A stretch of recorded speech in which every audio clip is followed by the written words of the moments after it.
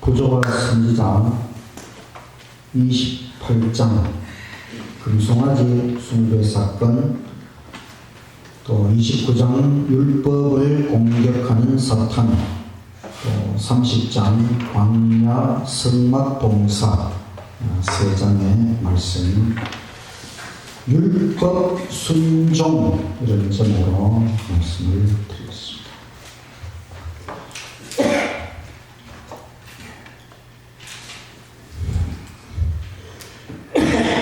부조와 선지자 28장 시내에서의 우상 숭배. 시내라고 하는 것은 시내산이 있는 그 광야, 시내에서의 우상 숭배. 출애굽기 32장과 34장의 말씀. 출애굽기 31장 18절, 여호와께서 시내산 위에서 모세에게 이르시기를 마치신 때에 증거판 둘을 모세에게 주시니 돌판이요 하나님이 친히 쓰신 것이더라. 증거판, 십계명 돌판을 하나님께서 친히 기록하시고 모세에게 주셨습니다. 모세는 하나님을 만나기 위하여 시내산으로 올라가 있었습니다. 산 아래 백성들은 눈에 보이는 하나님을 원하였습니다.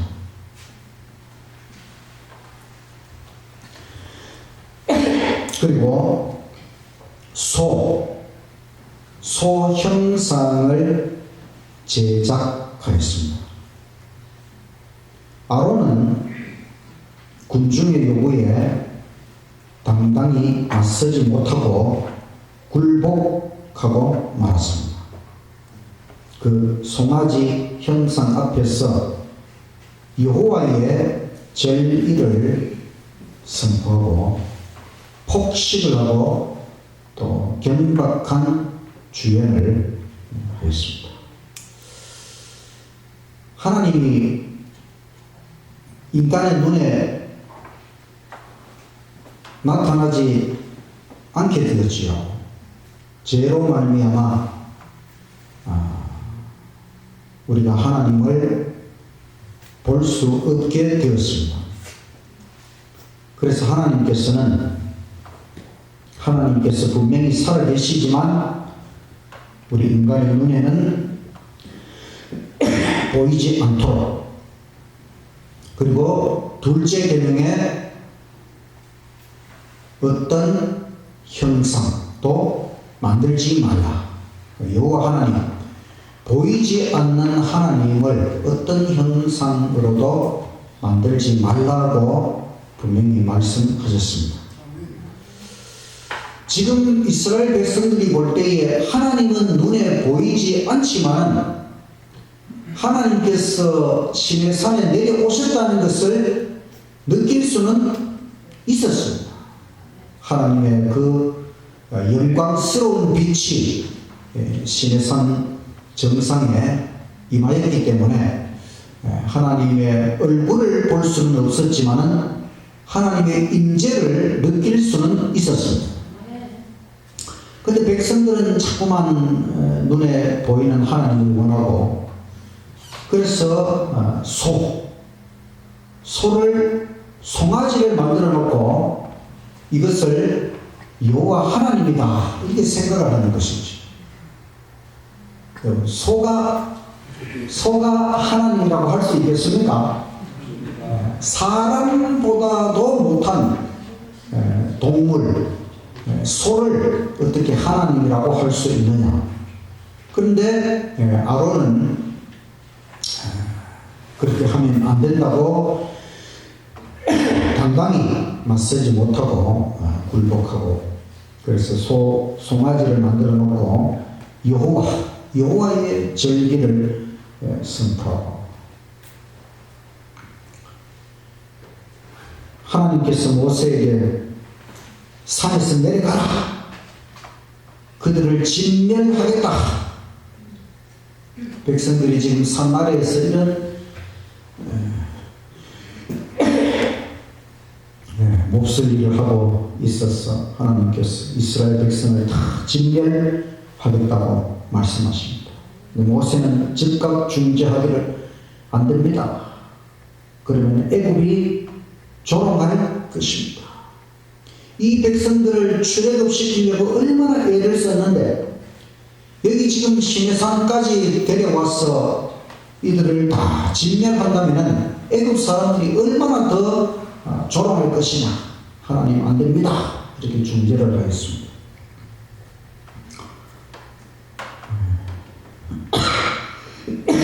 금으로 송아지를 만들어 놓고 이것을 여호와라고. 산에서 내려온 모세는 방탕한 장면을 보고 돌비를 내던졌습니다. 그 다음에 그 금송아지 우상을 불 속에 던져서 가루로 만들어 물과 함께 백성들에게 마시도록 하였습니다. 아론, 만약 모세의 중재가 아니었다면 여호와의 진노로 죽었을 것입니다. 송아지 형상을 제작한 주모자들은 반역자들, 주모자들과 반역자들 약 3,000명을 죽였습니다. 이들을 살려두었다면 더 큰 부패와 반역이 일어났을 것이다. 그래서 주동자들, 반역자들 3,000명을 죽였다. 그리고 모세는 다시 산으로 올라갔어. 백성의 죄를 사하여 주옵소서. 근데 백성 가운데 전염병이 발생하고 하나님의 말씀은 너희끼리 올라가라. 너희끼리 올라가라. 너희끼리 가나안으로 한번 가봐라. 백성들끼리 가서 될 일이 아니지요. 모세의 간청, 은혜와 동행의 축복을 계속 베풀어 주십시오.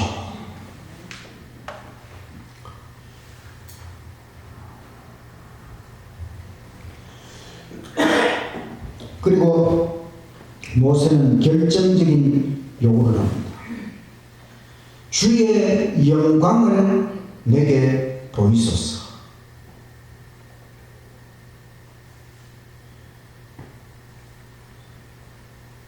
모세가 이런 요구를 하나님께 한 것을 보면 하나님께서 시내산에 나타나셨지만 하나님의 모습을 다 공개하신 것이 아닙니다. 그러니까 모세는 하나님의 모습, 주의 영광을 좀 더 자세히 보도록 해달라고 이런 요구를 하나님께 하였습니다.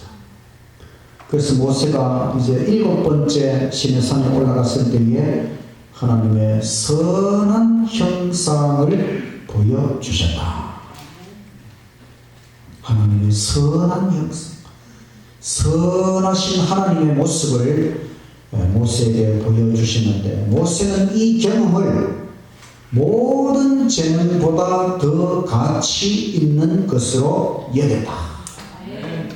모세가 재능이 많지만 그 모든 것보다 자기가 하나님을 직접 바라보게 된 그 하나님의 선한 형상을 바라보게 된 그 경험을 그의 인생에서 아주 가치 있는 것으로 여긴다. 하나님께서 선한 형상을 보여주시면서 여호와로라 여호와로라 자비롭고 은혜롭고 인자와 진실이 많은 하나님이시다. 아멘.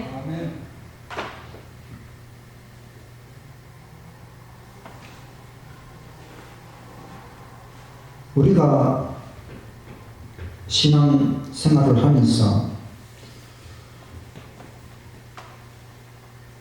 모세처럼 이렇게 요구할 수는 없겠죠. 하나님 모습을 보여달라고. 혹시 여러분 꿈속에서라도 하나님을 본 적이 있습니까?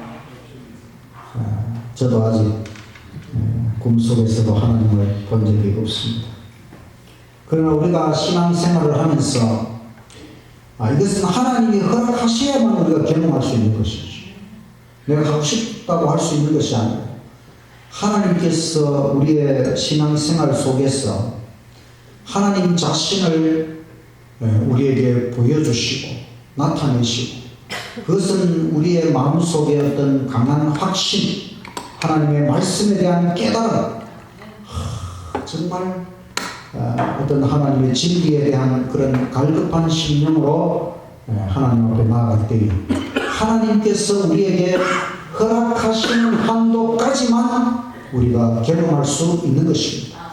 그것이 정말 값진 경험이기 때문에 우리는 갈급한 심령으로 하나님을 찾고 하나님을 경험할 수 있도록 하나님께 더 가까이 나아가시기를 간절히 바랍니다.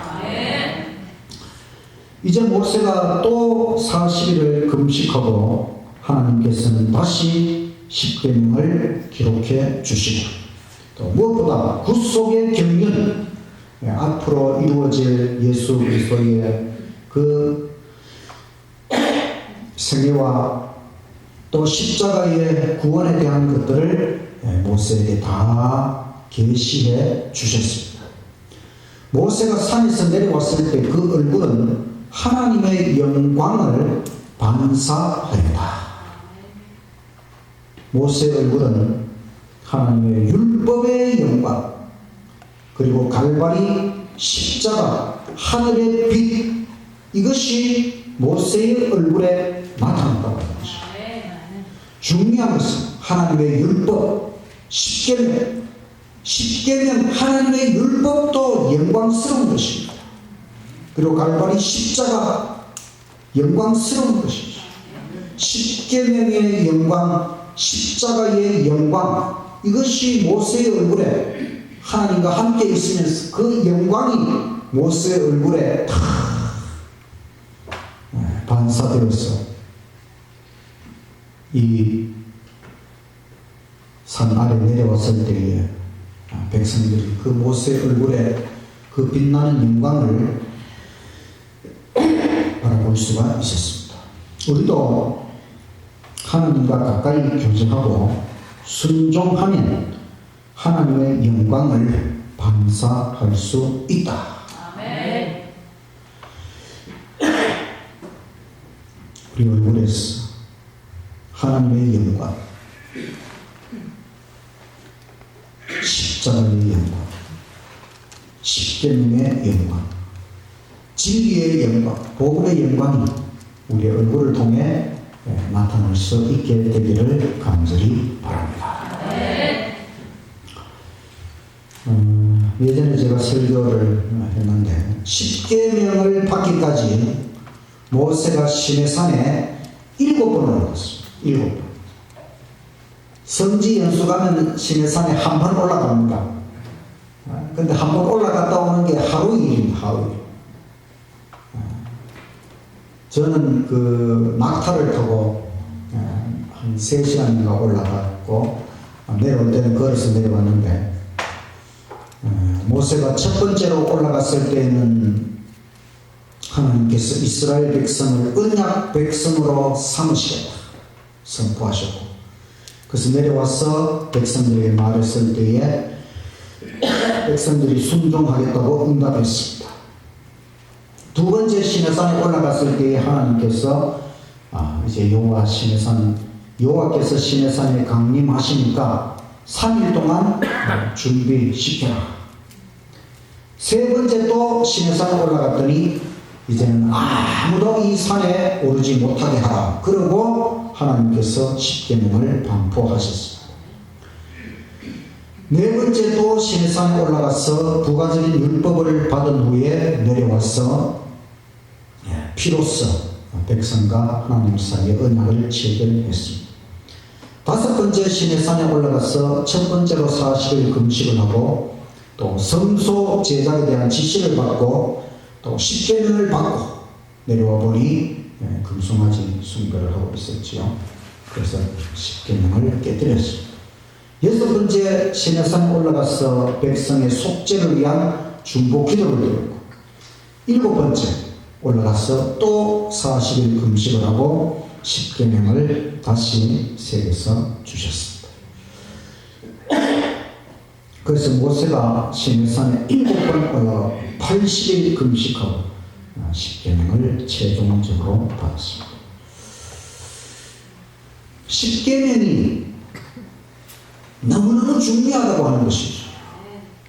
어쩌면 구약 성경에서 가장 중요한 사건이 이 시내산에서 하나님께서 나타나셔서 십계명을 주신 사건입니다. 사탄은 율법, 십계명에 대한 적의를 나타냅니다. 사탄은 천국에서부터 지금까지 계속하여 하나님의 율법을 공격하였습니다. 우리 인간이 율법을 범함으로 결국 노아 대홍수 심판을 당했습니다. 노아의 후손들은 다시 율법을 범하고 바벨탑을 쌓음으로 반역을 했고 하나님께서 심판하셨죠.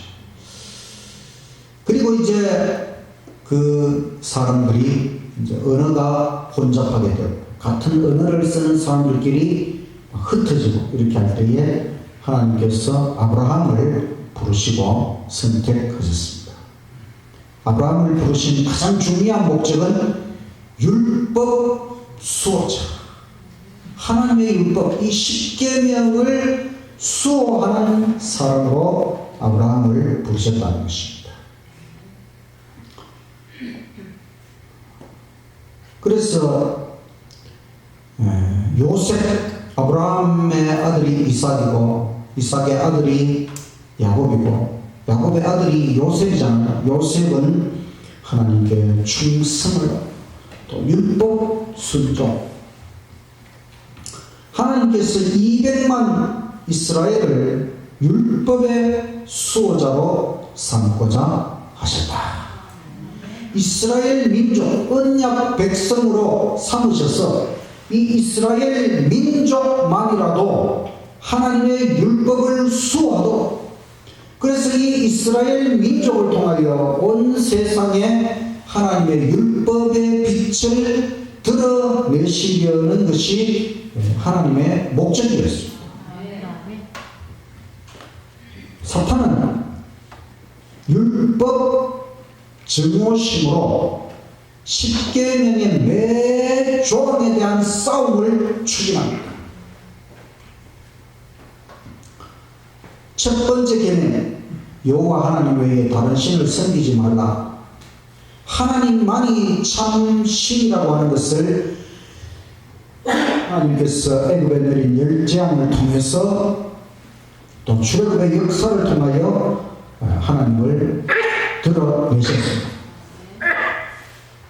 둘째 계명, 사탄은 바로 이 둘째 계명을 송아지 형상을 만들도록 하고 숭배하도록 해서 이제 이스라엘이 이 둘째 계명을 어김으로 말미암아 이스라엘을 완전히 멸망시키려는 그런 계획을 추진했죠. 또 네 번째 계명은 참신은 창조주 하나님이라고 하는 것을 분명히 보여주는 것이 안식일 계명이죠. 사탄은 안식일 계명을 제거하려고 하였습니다. 안식일이 7째 날 토요일이잖아요. 근데 안식일 7째 날 말고 다른 날로 지키는 것이 언제부터? 아니요, 우리가 이 대전투 읽으면서 언제부터 안식일 대신에 다른 날로 막 이렇게 하는 것들이 언제부터 그게 시작되었다 이런 그 읽은 기억 안 납니까?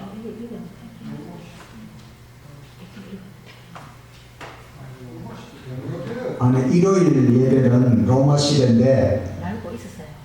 생각 안 납니까? 읽을 때 기억이 안 종교집에 가고 나서 아닙니까? 더 앞서 생각 안 납니까? 가인의 후손들이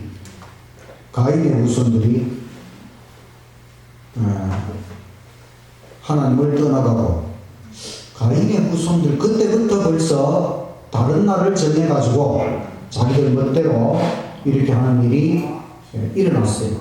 그러니까 이게 안식일이 물론 일요일로 변경된 건 로마 제국 시대지만 구약 시대에 벌써 초창기부터 하나님을 떠난 사람들은 안식일 말고 자기들 멋대로 막 정해가지고 그렇게 하는 일이 벌써 시작되었다는 것입니다. 이런 걸 보면 이 사탄이 신약 시대에 와서 로마 제국을 통해서 이걸 처음으로 시작한 게 아니고 벌써 구약 시대에 그런 일이 벌어졌고 안식일을 없애면 온갖 거짓 신을 만들 수가 있고 또 우상 숭배자들을 양산할 수 있는 것이지요. 또 다섯째 계명 부모의 권위를 멸시하도록 또 노령의 부모를 모시지 않고 버리고 심지어 죽도록 하고 또 여섯째 계명 살인을 종교의 한 부분으로 만들어서 인간 재물을 거짓 신에게 바치는 이런 일, 또 일곱째 계명 이방 종교의 그 음탕한 의식들이 예배의 일부가 되도록 또 일부 다처제도 또 결혼제도를 왜곡하고 결혼의 신성성을 떨어뜨리는 이 모든 시도들이 바로 이 사탄이 하나님의 율법 10계명 매 조항에 대하여 이런 싸움을 걸어난 것입니다. 그러니까 사탄 마귀는 계속하여 이 10계명을 어기도록 끊임없이 온갖 일들을 자행해 왔습니다. 대쟁투에서 사탄의 목적은 하나님의 품성을 왜곡시키고 잘못 하나님의 그 선하신 하나님이 아니고 아주 이상한 그런 하나님으로 왜곡시키고 또 하나님의 율법을 반역하도록 선동시키는 것이 사탄의 목적입니다.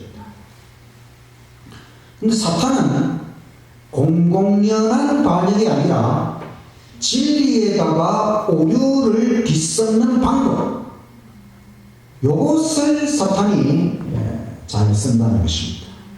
가장 위험한 형태의 거짓은 진리와 혼합이 되어 있는 거짓입니다.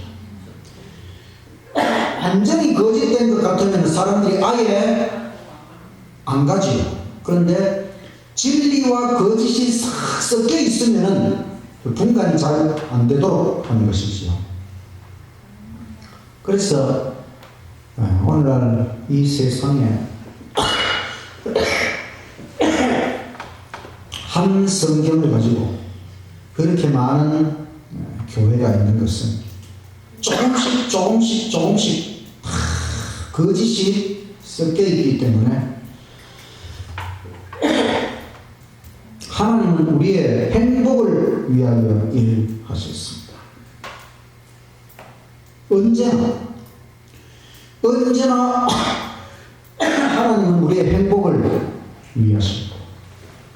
사탄은 우리의 불행을 위하여 일합니다. 사탄은 절대로 우리를 축복하거나 우리가 잘 되도록 하는 것이 아니지요. 역사에서 지난 역사에서 다 드러났습니다. 사탄은 결국 인간을 멸망시키는 것이 목적이다.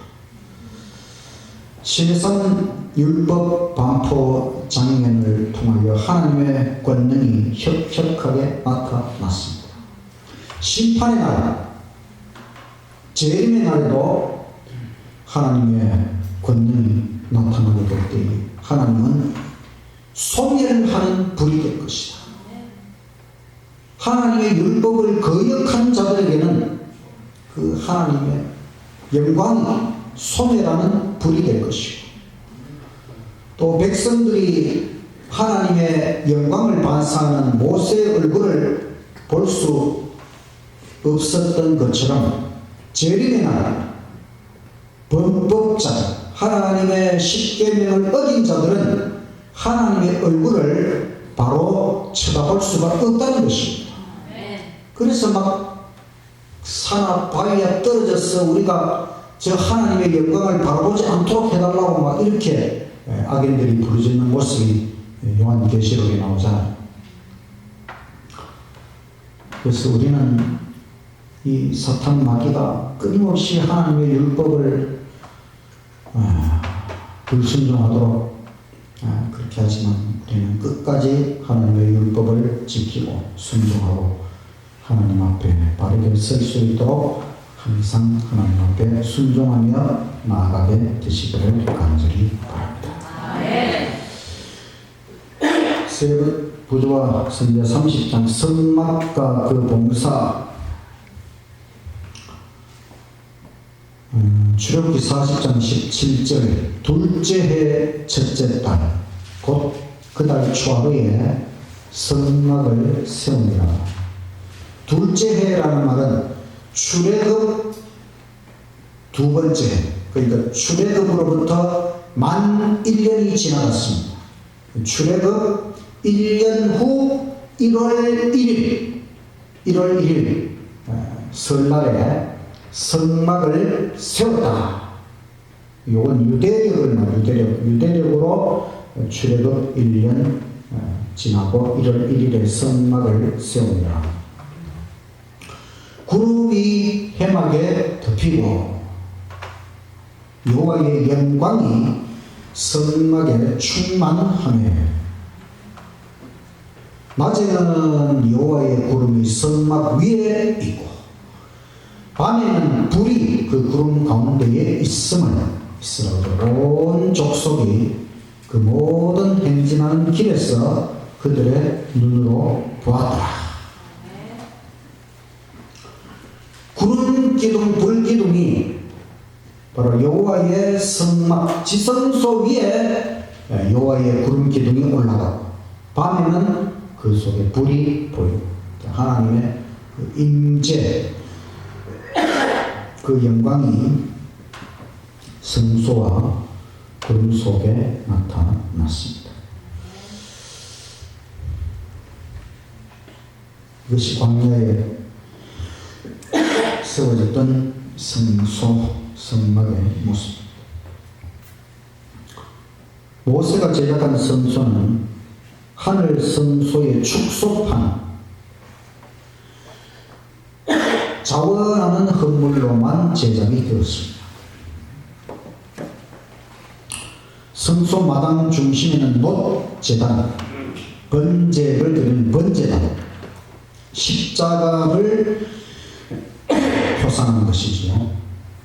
그 성소 건물에 들어가면 첫째 칸에는 떡상, 촛대 등대가 있고, 분향단, 하나님께서 붙이신 불이 분향단, 또 성소 둘째 칸 지성소에는 법궤, 증거궤라고 하기도 하고 언약궤라는 법궤, 거기에 십계명의 돌기를 보관하였습니다.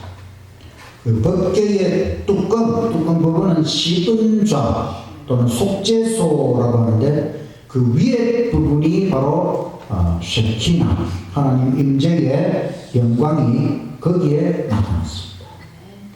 성소의 영광스러운 광경은 언어로 묘사하는 것이 불가하다.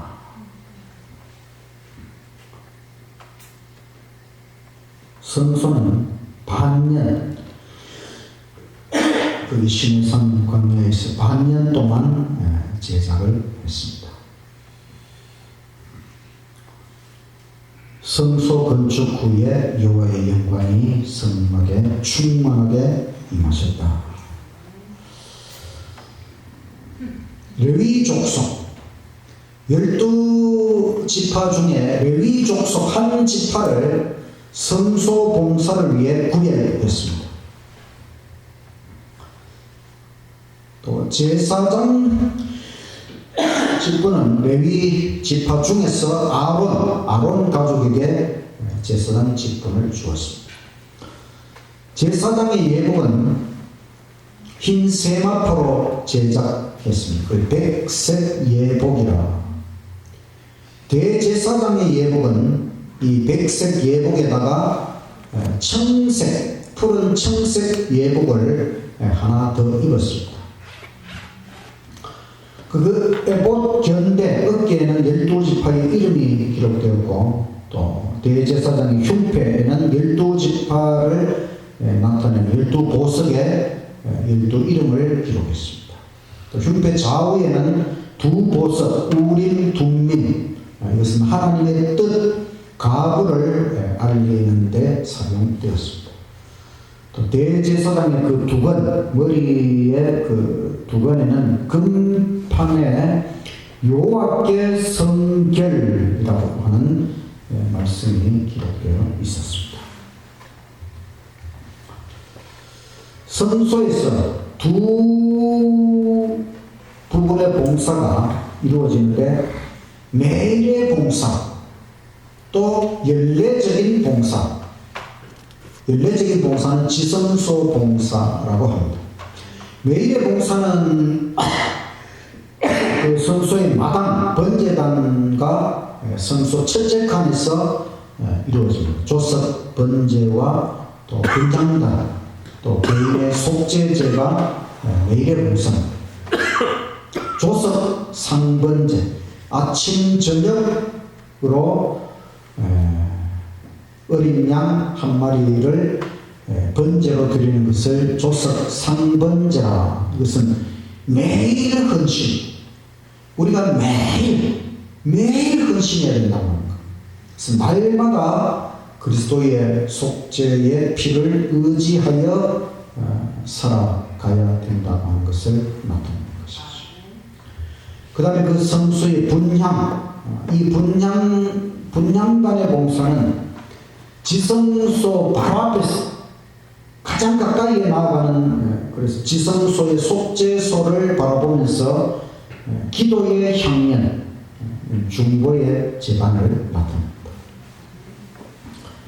진설병, 떡상 위에 그 떡 진설병은 여호와 앞에 차려 놓은 떡이라고 하는 의미인데, 바로 생명의 떡이신 그리스도를 표상하는 것입니다. 개인의 속죄제, 개인적으로 죄를 지었을 때에 제물을 가져와서 하나님 앞에서 죄인이 직접 제물을 죽이고, 그럼 제사장은 그 피를 받아가지고 성소에 들어가서 그 지성소 휘장에 뿌립니다. 이것은 매일의 봉사를 통하여 죄인의 죄가 성소 그 휘장으로 옮겨졌다. 죄가 성소로 옮겨짐으로 그 피를 계속 뿌리니까 그 죄의 흔적은 성소를 더럽히는 것이죠. 이 더러워진 성소를 정결케 하는 날이 바로 대속죄일, 1년에 하루 7월 10일 대속죄일의 봉사. 이때에 대제사장은 지성소에 들어갈 수가 있습니다. 대속죄일에는 두 염소를 뽑아서 하나는 여호와를 위하여 죄를 벗고 하나는 아사셀, 사탄을 위하여 죄를 벗습니다. 그 여호와를 위해 뽑힌 염소의 피는 대제사장이 지성소의 속죄소에 뿌립니다. 그럼으로써 성소가 정결하게 된다. 그동안 1년 동안 계속해서 성소로 옮겨진 그 죄의 죄로 말미암아 더럽혀진 성소를 정결케 하는 그 예식이 바로 여호와를 위한 염소의 피를 지성소 속죄소에 뿌림으로 이루어지는 것입니다. 그 다음에는 이제 대제사장이 밖으로 나와서 아사셀, 사탄을 위해 뽑힌 그 염소의 안수가, 이것은 이 성소에서 정결케 된 모든 죄를 결국은 사탄 마귀에게 다 짊어지우고 광야로 쫓아내는 것이지. 그래서 이 모든 죄를 죄의 장본인 바로 사탄 마귀에게 다 그렇게 해서 광야로 쫓아내는 것으로서 이제 죄의 문제가 이렇게 완전히 처리된다고 하는 것을 보여주는 것입니다. 이 모든 것은 율법 순종, 이것이 얼마나 중요한가 하는 것을 하나님께서 우리에게 보여주는 것입니다. 율법을 받으러 지금 산에 올라가 있는 그때에 사탄은 백성들을 충동질해서 금송아지 숭배하는 이 사건을 만들어 놓고, 그러니까 사탄이 얼마나 중요한가 하는 것을 보여주는 것이죠. 사탄은 계속해서 율법을 공격하고 결국 이 선악의 대쟁투에서 사탄의 목표는 우리로 하여금 하나님의 율법을 못 지키도록, 안 지키도록 그런 같이 멸망하는 것이니까. 이스라엘 백성들이 그 광야를 지나면서 그 광야에서 사실 할 일이 뭐가 있겠습니까? 볼 것도 없고 할 일도 없어요. 그들이 하는 일은 이 광야 성막 봉사를 통해서 하나님의 이 구원의 진리를 깨닫고 하나님의 율법을 순종하는 것이 얼마나 중요한 것인가 하는 것을 계속 배우는 것이죠. 이 광야의 성막은 사실 진짜 하늘 성소, 이 하나님께서 지금은 하늘 성소에서 우리를 위한 이 죄의 처리 모든 것을 이루시는 것을 우리에게 보여주는 것이고, 이 모든 것들은 우리에게 하나님의 율법을 순종하는 것, 너무너무 중요하다고 하는 것 우리가 꼭 기억하고, 예수님의 은혜와 능력으로, 성령의 은혜와 능력으로 하나님의 율법을 완전히 순종하며 날마다 승리하는 저와 여러분이 되시기를 간절히 바라면서